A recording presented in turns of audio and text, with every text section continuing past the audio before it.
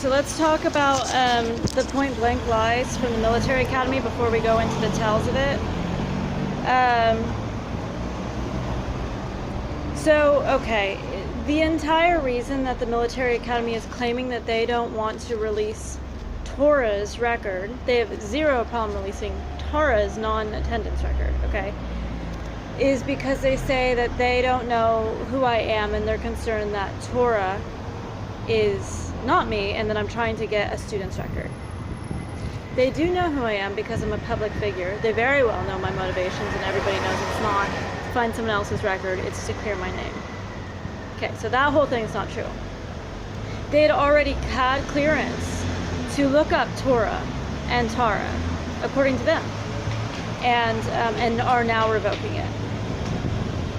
So it's not true that they didn't get clearance on it. They did, according to them, and I'll explain this a little bit.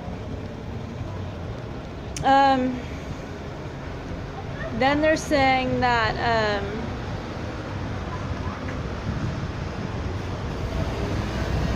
what they're concerned about is that Tora is a student and that I'm trying to, that's basically is what they're saying, that it could be that I'm someone else trying to attain a student's record.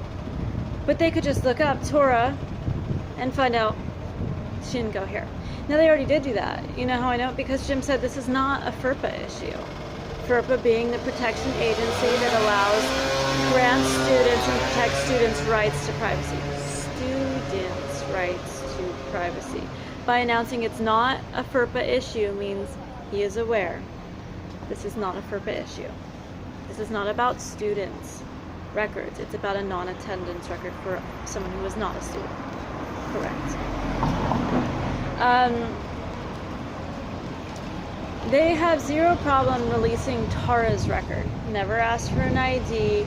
And even when they grow suspicious of me, supposedly, they continue to release letters. Well, if the whole thing is that you're not sure who I am and you think I'm a scammer and this isn't me, why would you submit another record saying this person didn't go here, or another non-attendance record?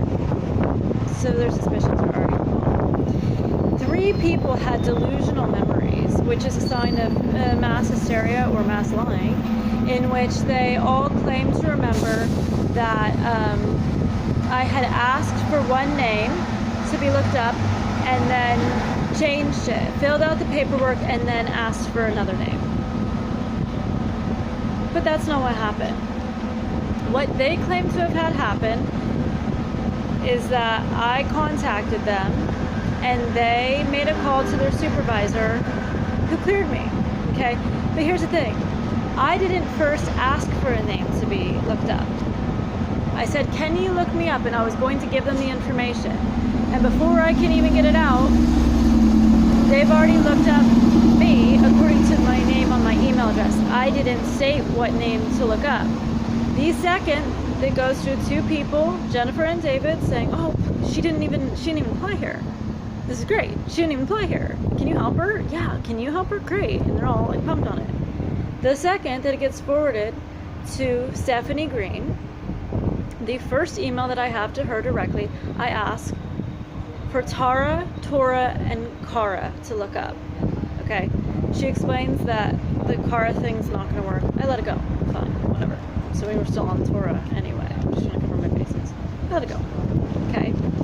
They said at this point, you know, because the first ones are, it doesn't look like a phone call happened at all. Why? Because they're already telling me. They're already telling me. By the time it gets to their department, they're saying that they made a phone call. Well, being that that's the first time that I've asked for names, I have 3 names on there. And they said that they called their supervisor and had it cleared, which is why they continued forward. I then submit the paperwork, which has the same thing on it. Okay? And then they go on to say, oh, well, you know, you changed the names and this and that. 3 people are remembering something out of order when it's written down. How does that happen? Okay.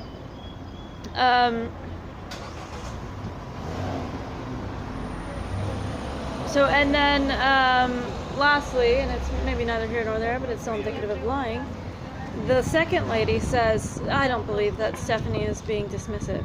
But Stephanie has not answered me since before she wrote that. She just ignored me. And it's because she ignored me that the other lady answered. So how can you say someone's not being dismissive when they've completely dismissed you in that way? So you're here are the blatant lies before we go into the smaller tells, okay? Oh, and another thing, they go, we can't write on the letter that that you didn't apply here. I can only state what's already said. They already told me that. They already told me she didn't apply here. So that's not actually a policy issue, or it wouldn't have happened. Right? Yeah. And of course they refuse to show me their policy as well, or put it on letterhead, which is why not? Why I don't even believe that they do it the way that they're saying that they do. Okay?